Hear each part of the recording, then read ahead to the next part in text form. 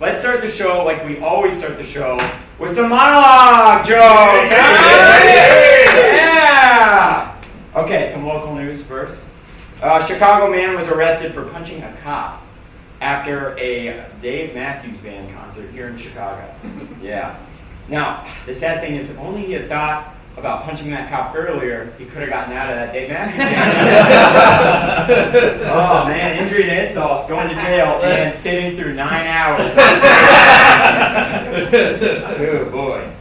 I'm sure a lot of you guys heard about this. I thought this was pretty cool. J.K. Rowling posted a brief new Harry Potter story on her website.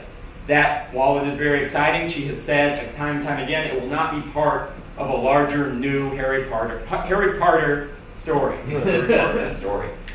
She also, gave you 2 bites of her sandwich, half a swig of her beer, and a blowjob that lasted 10 seconds less than what you needed to orgasm. Harry Potter and the continuing story. A man in Detroit was detained at the airport after they found a knife in his shoe. The TSA finally let him go after they realized that in Detroit, people just have to wear knives as shoes. Part of the country we all gave up on. And finally, a group of Buddhist monks in Albuquerque got in trouble for shooting off illegal fireworks on 4th of July. I love it. Good work, monks. You found a pretty awesome, pretty cool loophole to that whole vow of silence. One more. What the fuck? You guys like jokes? Yeah! Like jokes? Yeah! One more. Now, this is interesting. A study published this week found that smokers lived, on average, longer than obese non-smokers. So, you know what that means? Fat is the new cool. Let's give it up for fat people! Yeah! Woo! Oh, guys, I'm so excited to be here.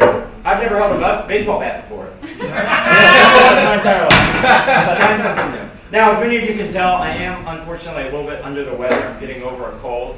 Some fun fact about me, I almost never get sick, but when I get sick, it happens on an annual basis. I got sick, this kind of sick, last year on July 4th. Never been sick. Went a whole year without getting sick, got sick on July 4th. 3 years ago, I got sick on 2 New Year's Eves, year to year. And then in high school, this is the weird part, in high school, I got sick the day Fast and Furious came out on DVD. I remember I was upstairs in my parents' house puking my guts out, and my entire family was downstairs watching Fast and Furious. I got sick for 2 days. And then when Fast and Furious 2 came out on DVD, I got sick that day. So that's just who I am. Well, let's go ahead and get this started with the show. Are we excited to be here, guys? It's a beautiful, balmy Saturday in Chicago. I love it here. I love this weather. I love this town. Speaking of towns with some good news, I'm sure you guys heard all of this great LeBron news, huh? We're going to talk about LeBron some more, huh? You didn't get enough of it on fucking Facebook all of yesterday? So for those of you who did not hear, on Friday, LeBron James, widely considered the best, widely considered the best basketball player in the world, maybe even the best athlete in the world. He announced that he would be returning home to Ohio to play for the ill-fated, often mismanaged Cleveland Cavaliers. Now, that's written down. It's a fact. They are mismanaged. Now, this is a big deal, obviously, right? The return of their king to Ohio. Well, everybody's really excited, but there was one man in my life who was more excited than anyone else I've ever met. I thought it'd be interesting to have him on the show to talk about this great news. So please give it up for our special Ohio sports correspondent, Chandler Goodman.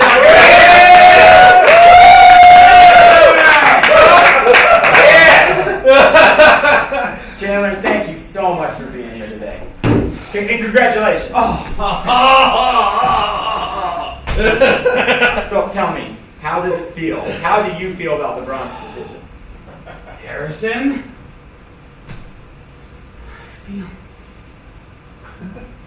When the decision happened, I was mad. I was confused. I was hurt. And it was only in the power of what I read yesterday that I realized he didn't do this to hurt me. He did this to teach me.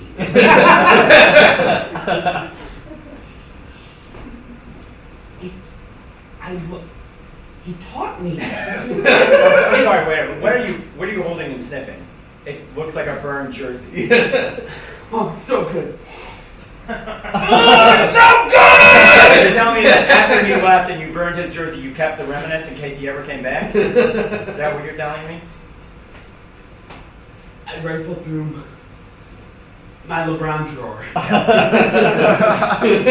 And I found it, and it was only when I found it in my drawer and I smelled it again, and I smelled the power of what I used to feel with him, and I thought, this is how I know. Chandler, I can understand that you're very excited. That's why we had you on the show. But you're being fanatic. It's borderline like, oh, please don't. It looks like you're going to come on my stage. I'd rather you did not come on my stage. Please. You'll always be a part of me.